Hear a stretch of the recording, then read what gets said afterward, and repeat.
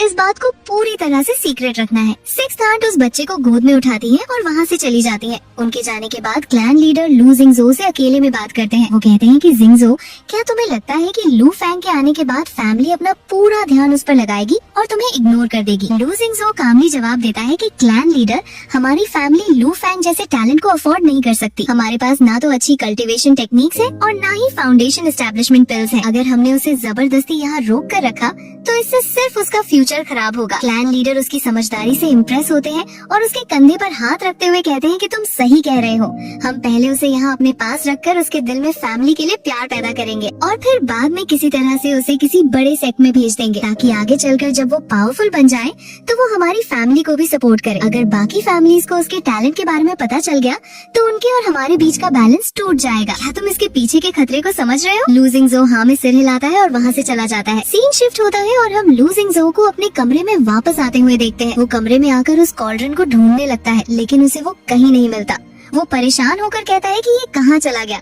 मैंने तो इस कमरे का कोना कोना छान मारा, आखिर वो क्यूई कंडेंसेशन पिल कहाँ गायब हो गई। तभी उसे याद आता है कि कल लू फैंग की वजह से वो इस बारे में पूरी तरह से भूल गया था। वो अपने बेड के पास जाता है और झुककर देखता है कि वो कॉल्ड्रन बेड के नीचे रखा हुआ था। वो उसे अपने दोनों हाथों से बाहर निकालता है और उसके अंदर देखता है। जैसे ही वो अंदर देखता है उसकी आंखें हैरानी से फटी की फटी रह जाती हैं। कॉल्ड्रन के अंदर कोई पिल नहीं थी बल्कि उसके अंदर दो चमकते हुए पौधे उगे हुए थे। एक पौधा लंबे पत्तों वाला था और दूसरे पर एक छोटा सा फ्रूट लगा हुआ था। लू जिंगजो हैरान होकर कहता है कि ये क्या है? जब मैं इस कॉल्ड्रन को गुफा से लाया था तब तो इसमें कुछ भी नहीं था। क्या किसी ने मेरे पीठ पीछे इन्हें यहाँ रखा है? नहीं, ये नामुमकिन है क्योंकि मेरे कमरे में कोई नहीं आया था। वो उन पौधों में से एक को हाथ में उठाता है और कहता है कि मुझे स्पिरिट हर्ब्स के बारे में ज्यादा नॉलेज नहीं है, मुझे समझ नहीं आ रहा कि इनका क्या यूज है। ये सोचकर वो उन्हें हिफाजत से अपने बैग में रखता है और कमरे से बाहर निकल जाता है। वो फैसला करता है कि वो इस बारे में सिक्स्थ आंट से पूछेगा क्योंकि उन्हें हर्ब्स के बारे में अच्छी जानकारी है। वो तेजी से पहाड़ों के रास्ते से भागता हुआ सिक्स्थ आंट की जगह पर पहुंचता है।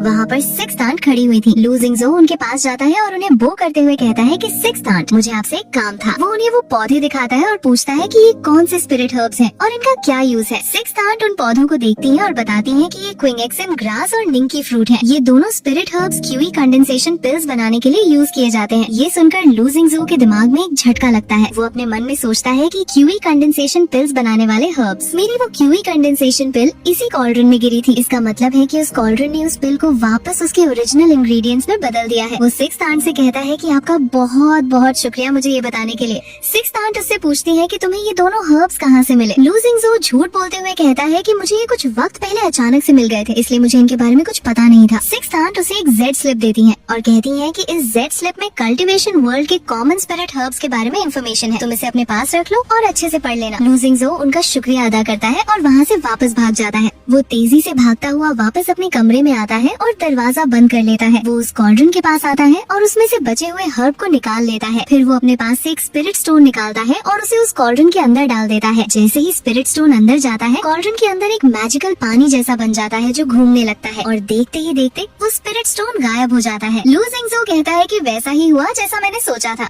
ये कॉल्ड्रन स्पिरिचुअल एनर्जी को एब्जॉर्ब करके किसी भी पिल को उसके ओरिजिनल फॉर्म में बदल सकता है। इसका मतलब है कि इसके जरिया मैं किसी भी पिल की रेसिपी पता कर सकता हूँ, यहाँ तक कि मैं बेकार और फेल्ड पिल्स को भी वापस उनके इंग्रेडिएंट्स में बदलकर उन्हें दोबारा से रिफाइन कर सकता हूँ। इसका मतलब है कि मैं पिल रिफाइनिंग में कभी फेल नहीं होऊंगा। अगर ये चीज तावीज और वेपन्स पर भी काम करती है तो मेरे लिए फाउंडेशन, एस्टेब्लिशमेंट या फिर कोर फॉर्मेशन लेवल तक पहुँचना कोई ख्वाब नहीं रहेगा। वो खुशी से उस कॉल्ड्रन को देखते हुए कहता है कि तुम किसी भी चीज को उसके सोर्स तक वापस भेज सकते हो, इसलिए आज से मैं तुम्हारा नाम सुयुआन डिंग रखूंगा। लेकिन अगले ही पल लू जिंगजो के चेहरे पर टेंशन आ जाती है। वो सोचता है कि एक आम इंसान के पास इतनी कीमती चीज होना बहुत खतरनाक है। अगर किसी को इस हेवनली आइटम के बारे में थोड़ी सी भी भनक लग गई तो पूरी लू फैमिली पल भर में तबाह हो जाएगी। मुझे इस बात को किसी भी हालत में सीक्रेट रखना होगा। वो अपनी उंगलियों से एक मैजिक साइन बनाता है और उस कॉल्ड्रन को अपनी बॉडी के अंदर एब्जॉर्ब करने की कोशिश करता है, लेकिन कॉल्ड्रन पर कोई असर नहीं होता। लू जिंगजो परेशान होकर कहता है कि इसने तो कोई रिएक्शन ही नहीं दिया, मैं इसे अपने अंदर रिफाइन नहीं कर पा रहा हूँ, इसे अपने साथ हर जगह लेकर घूमना बहुत मुश्किल होगा। वो उस कॉल्ड्रन को उठाकर एक टेबल के नीचे छुपा देता है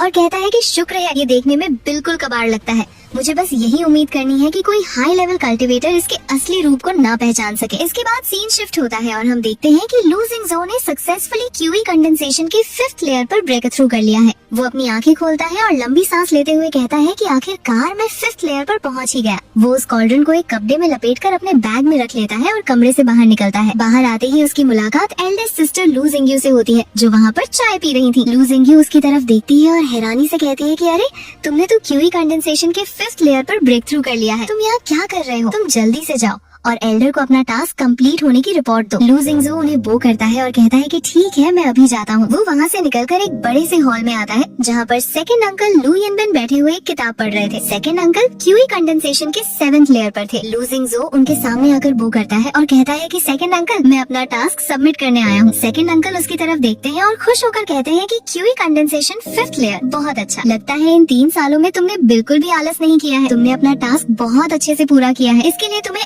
8 कंट्रीब्यूशन पॉइंट्स मिलते हैं। तुम इनका क्या करना चाहते हो? लू जिंगज़ो कहता है कि मैं इनसे स्पिरिट स्नैक्स एक्सचेंज करना चाहता हूँ। सेकंड अंकल कहते हैं कि चलो ठीक है, अब जब तुम 5th लेयर पर आ गए हो तो तुम क्विंगयून मार्केट में जाओ और वहाँ पर हमारी फैमिली के ग्रोसरी स्टोर को संभालो। ये तुम्हारे थर्ड अंकल का आइडिया था। लू जिंगज़ो कहता है कि ठीक है, मैं फैमिली के ऑर्डर्स को फॉलो करूंगा। सेकंड अंकल आगे कहते हैं कि जिंगज़ो, फैमिली चाहती है कि तुम आगे बढ़ो, लेकिन हमारे पास इतने रिसोर्सेज नहीं है कि हम तुम्हारी पूरी तरह से मदद कर सके। इसलिए बेहतर होगा कि तुम कल्टीवेशन के साथ साथ कोई क्राफ्ट सीख लो, जैसे पिल रिफाइनिंग या वेपन मेकिंग। इससे तुम्हें आगे चलकर बहुत मदद मिलेगी। फाउंडेशन एस्टेब्लिशमेंट का रास्ता बहुत मुश्किल है, इसलिए फैमिली तुम्हें ज्यादा कुछ नहीं दे सकती। लू जिंगज़ो समझ जाता है और उनका शुक्रिया अदा करता है। तभी सेकंड अंकल अपने हाथ में कुछ स्पिरिट स्टोन्स और एक रेड कलर का टालिस्मन निकालते हैं। वो टालिस्मन हवा में फ्लोट करने लगता है। सेकंड अंकल बताते हैं कि ये फायर एक्सप्लोजन टालिस्मन है। ये एक ही झटके में बहुत बड़ा धमाका कर सकता है। इसकी पावर इतनी ज्यादा है कि ये क्यूई कंडेंसेशन के लेट स्टेज कल्टीवेटर के फुल पावर अटैक का मुकाबला कर सकता है। मेरे लिए अब ये किसी काम का नहीं रहा, लेकिन ये तुम्हारी जान बचाने में मदद जरूर करेगा। ये लो और इसे अपने पास रख लो। आगे का रास्ता तुम्हें खुद तय करना होगा। लू जिंगज़ो उस टालिस्मन को अपने हाथ में लेता है और उन्हें झुककर प्रणाम करता है। वो कहता है कि सेकंड अंकल, मैं आपकी इस मदद को कभी नहीं भूलूंगा। इसके बाद लू जिंगज़ो वहाँ से निकलकर क्विंगयून मार्केट की तरफ चल देता है। रास्ते में पहाड़ों और खूबसूरत नजारों को देखते हुए वो सफर करता है। आखिरकार वो एक बहुत बड़ी और भीड़ भाड़ वाली जगह पर पहुँचता है। वहाँ पर एक बड़ा सा पत्थर था जिस पर बड़े अक्षरों में क्विंगयून फांगशी लिखा हुआ था। ये मार्केट काफी बड़ा था और वहाँ पर बहुत सारे लोग घूम रहे थे। दुकानों पर अलग अलग आइटम्स बिक रहे थे और कल्टीवेटर्स यहाँ वहाँ जा रहे थे। लू जिंगज़ो उस मार्केट के अंदर जाता है और आसपास की दुकानों को देखते हुए आगे बढ़ता है। वो कहता है कि तो यही है क्विंगयून फांगशी। चलते चलते वो एक पुरानी सी दुकान के सामने आकर रुक जाता है। उस दुकान के ऊपर लकड़ी के बोर्ड पर लू फैमिली ग्रोसरी स्टोर लिखा हुआ था। लू जिंगज़ो दरवाजा खोलकर अंदर जाता है। अंदर एक लड़का काउंटर पर सिर रखकर गहरी नींद में सो रहा था। ये उसका सेकंड ब्रदर लू जिंगजियांग था, जो क्यूई कंडेंसेशन के 3rd लेयर पर था। लू जिंगज़ो उसके पास जाता है और टेबल पर उंगली मारकर उसे जगाता है। वो कहता है कि सेकंड ब्रदर, अगर तुम इस तरह से दुकान चलाओगे तो क्या तुम्हें डर नहीं लगता कि फैमिली एल्डर्स को पता चल जाएगा? सेकंड ब्रदर आंखें मलते हुए उठता है और अंगड़ाई लेते हुए लू जिंगज़ो को देखकर कहता है कि थर्ड ब्रदर, तुम भी देख ही रहे हो, हमारी इस दुकान पर आधे दिन से एक भी कस्टमर नहीं आया है, तो फिर इतनी मेहनत करने का क्या फायदा? हम चाहे जितना भी इंतजार कर लें, यहाँ कोई नहीं आने वाला। लू जिंगज़ो उसकी बात सुनकर गंभीर आवाज में कहता है कि सेकंड ब्रदर, फैमिली की हालत के बारे में तो तुम भी अच्छे से जानते हो। मैं सिर्फ अपनी मेहनत और कल्टीवेशन पर ही भरोसा कर सकता हूँ। क्या हमारी इस दुकान पर फायर, सन, वुड और बिगू पिल बनाने के मटेरियल्स मौजूद है? सेकंड ब्रदर ये सुनकर थोड़ा हैरान होता है और पूछता है कि थर्ड ब्रदर, कहीं तुम पिल रिफाइनिंग तो नहीं सीखना चाहते? मेरी मानो तो इन रिसोर्सेज को अपनी कल्टीवेशन पर लगाओ, यहाँ वहाँ वेस्ट मत करो। लू जिंगज़ो कहता है कि सेकंड ब्रदर, मुझे पता है, लेकिन मुझे अचानक से एक बिगिनर पिल रिफाइनिंग मैनुअल मिल गया था, इसलिए मैं एक बार ट्राई करना चाहता हूँ। सेकंड ब्रदर समझ जाता है और अपने पास से कुछ चमकते हुए स्पिरिट स्टोन्स निकालकर टेबल पर रखता है। वो कहता है कि हमारी दुकान में फायर, सन, वुड तो है, लेकिन बिगू पिल के मटेरियल्स तुम्हें बाहर मार्केट से खरीदने पड़ेंगे। ये 10 स्पिरिट स्टोन्स मेरी तरफ से रख लो, लेकिन याद रखना कि तुम्हें ये मुझे वापस करने होंगे, क्योंकि हम भाई जरूर हैं, लेकिन हिसाब बराबर होना चाहिए। लू जिंगज़ो मुस्कुराता है और कहता है कि सेकंड ब्रदर, तुम फिक्र मत करो, मैं कुछ ही दिनों में तुम्हें ये वापस लौटा दूंगा। ये बोलकर लू जिंगज़ो दुकान से बाहर निकलता है और वापस मार्केट में चला जाता है। वो घूमते हुए उसी लड़की के स्टॉल पर आता है जिससे उसने कुछ वक्त पहले पिल रिफाइनिंग का मैनुअल खरीदा था। उस लड़की का नाम चू यानरान था। चू यानरान उसे देखकर खुश होती है और कहती है कि डाओइस्ट, काफी वक्त बाद मिले, इस बार तुम्हें क्या चाहिए? लू जिंगजो कहता है कि मुझे बिगू पिल बनाने के कुछ मटेरियल्स चाहिए, क्या तुम्हारी दुकान पर मिलेंगे? चू यानरान थोड़ा शर्मिंदा होकर कहती है कि डाओइस्ट, मुझे माफ करना, लेकिन मेरे पास वो मटेरियल्स नहीं है। तुम सामने वाले स्पिरिट हर्ब स्टॉल पर जाकर चेक कर सकते हो। लू जिंगजो उसका शुक्रिया अदा करके जाने लगता है। तभी चू यानरान उसे रोकती है और उसका नाम पूछती है। लू जिंगजो अपना नाम बताता है। चू यानरान कहती है कि मेरा नाम चू यानरान है और मैं तुम्हारे साथ एक बिजनेस डील करना चाहती हूँ। अगर तुम आगे चलकर सक्सेसफुली पिल्स रिफाइन कर लेते हो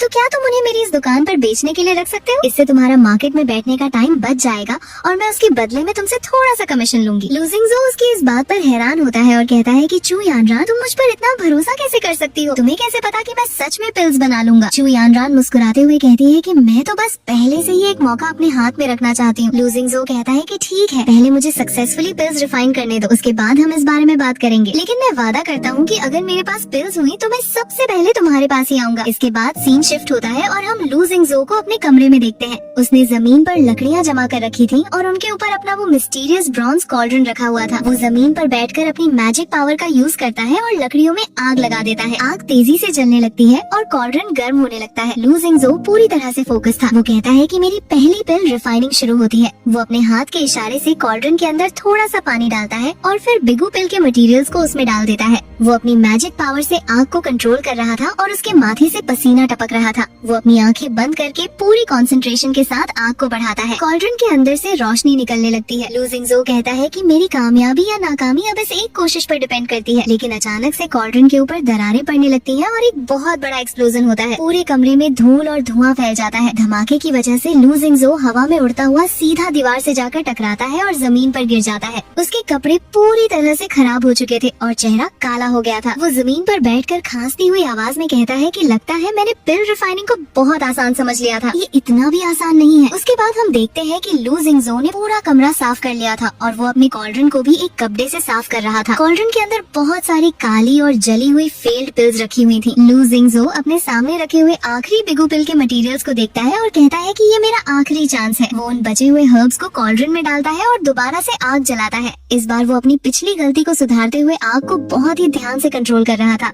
उसके दोनों हाथों से मैजिक एनर्जी निकलकर कॉल्ड्रन में जा रही थी। कॉल्ड्रन के अंदर का लिक्विड तेजी से घूम रहा था। लू जिंगजो अपनी पूरी ताकत लगा रहा था। वो गुस्से में चिल्लाते हुए कहता है कि बस थोड़ी सी आग और चाहिए। वो अपनी सारी एनर्जी कॉल्ड्रन में डाल देता है और आखिरकार